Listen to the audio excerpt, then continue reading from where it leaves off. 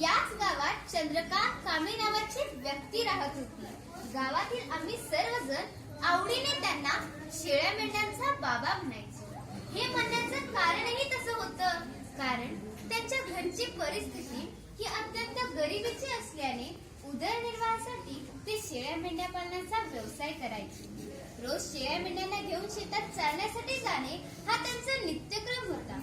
पण 7 मार्च 2019 हा गुरुवारचा दिवस नेहमीप्रमाणे उगवला. तो आपल्या शेळ्या मेंढ्यांना घेऊन शेतात चालण्यासाठी गेला.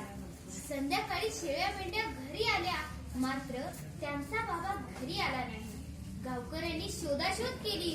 त्यावेळी गावच्या शेजारच्या असणाऱ्या शेतात शेळ्या मेंढ्यांचा बाबा रक्ताच्या थारोळ्यात पडलेला. इतकंच नाही तर त्याचा पोतरा देखील बाहेर पडलेला. अशा छिन्न विछिन्न अवस्थेत असणारा त्याचा मृतदेह गावात आणण्यात आला आणि आम्हाला समजलं की आमच्या शेळ्या मेंढ्यांच्या बाबाला गव्यानं मारलं आणि त्याचं कुटुंब आणि शेळ्या मेंढ्या उघड्यावर पडल्या. इतकंच नाही तर आजऱ्याच्या शेजारी असणाऱ्या सोहाळे गावातील बायाक्का सकाळच्या 8च्या सुमारास शेणी थापत असताना पाठीमागून आलेल्या गव्याने इतकी जोराची धडक मारली की त्या तिथेच गतप्राण झाल्या. अशा कितीतरी हृदयाचा थरकाप उडवणाऱ्या घटना गेल्या काही दिवसांमध्ये एकामागून एक घडत गेल्या आणि संपूर्ण तालुक्यात भीतीचं वातावरण निर्माण झालं. आणि याच भयभीत झालेल्या वातावरणाची कारणमीमांसा जाणून घेण्यासाठी परिवर्तनशील विचारांचे मंथन घडवून आणणाऱ्या या ज्ञान मंदिराच्या व्यासपीठाला विषय मिळाला, हत्ती अन गवा आले माझ्या गावा. सन्माननीय व्यासपीठ रसिक श्रोते हो, मी स्पर्धक सांगते कोड क्रमांक 16 व्यासपीठावरून विषय मांडते आहे, हत्ती अन गवा आले माझ्या गावा. श्रोते हो, कधी काळी आम्ही आमच्या बालपणी हत्ती यासारखे प्राणी पाहण्यासाठी पैसे देऊन सर्कस पाहायला जायचो. पण कुणास ठाऊक या प्राण्यांना देखील आमच्या आर्थिक मंदीची चाहूल लागली आणि ते थेट आम्हाला आमच्या गावातच पाहायला मिळतात. गेले काही अनेक दिवस आपण वर्तमानपत्रामध्ये गव्याने केलेल्या मांसावरील हल्ल्याच्या बातम्या, हत्तीने केले पिकांचे नुकसान, हत्तीच्या हल्ल्यात तरुण गंभीर जखमी, गडिंग्लज हरळी भागात भर मानवी वस्तीत दुपारी हत्तीचा धुमाकूळ, मसोली बनलं हत्तीचं माहेरघर, अशा कितीतरी बातम्या आपण नियमित वाचत आहोत. पण मित्रांनो, एखाद्या ठिकाणी आमंत्रण दिल्याशिवाय जायचं नाही हा एक नियम आहे. मग मित्रांनो, मला सांगा, आमच्या गावचे सरपंच, उपसरपंच व त्यांचे शिष्टमंडळ या हत्ती आणि गवा यासारख्या प्राण्यांना आमंत्रण देण्यासाठी गेले होते का? नाही ना. मग तरी देखील हे बिनबुलारे मेहमान आमच्या गावात आलेच कसे? या विषयाच्या अनुषंगाने सांगोपांग विचार करताना त्यांच्या येण्यामागची कारणे शोधावी असे मला वाटते. यातील पहिलं कारण म्हणजे जंगलातील झाडांची केली जाणारी कत्तल. मित्रांनो, जंगल तोडण्याचे उद्देश मुख्यत्वे 2 आहेत, लाकूड मिळवण्यासाठी आणि अधिक शेतजमीन उपलब्ध व्हावी म्हणून. आज आकडेवारी आम्हाला काय सांगते?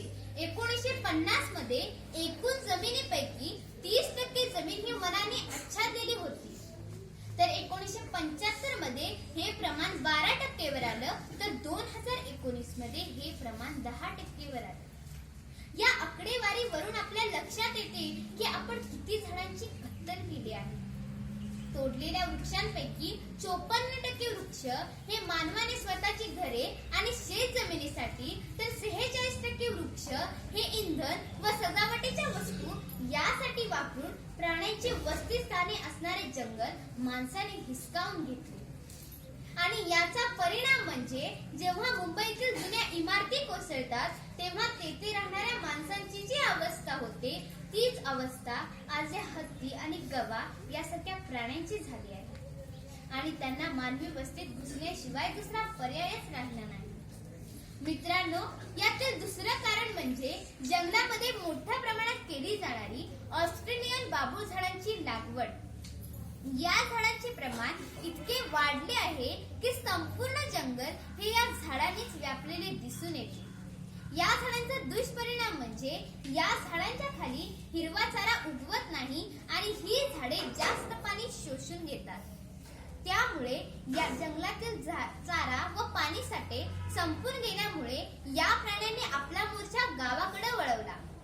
आज औद्योगिकरण, प्राण्यांची केली जाणारी शिकार, जंगलाला लावणारे वनवे, काल परवा लावलेला अमेझॉन जंगलाचा वनवा असेल, जागतिक तापमानवाढ असेल, यासारख्या अनेक कारणांनी या महाकाय प्राण्यांची वसतिस्थाने असणारे जंगल माणसाने उद्ध्वस्त केले आणि मग यांनी आपली वसतिस्थाने म्हणून माणसाचं गाव निवडलं.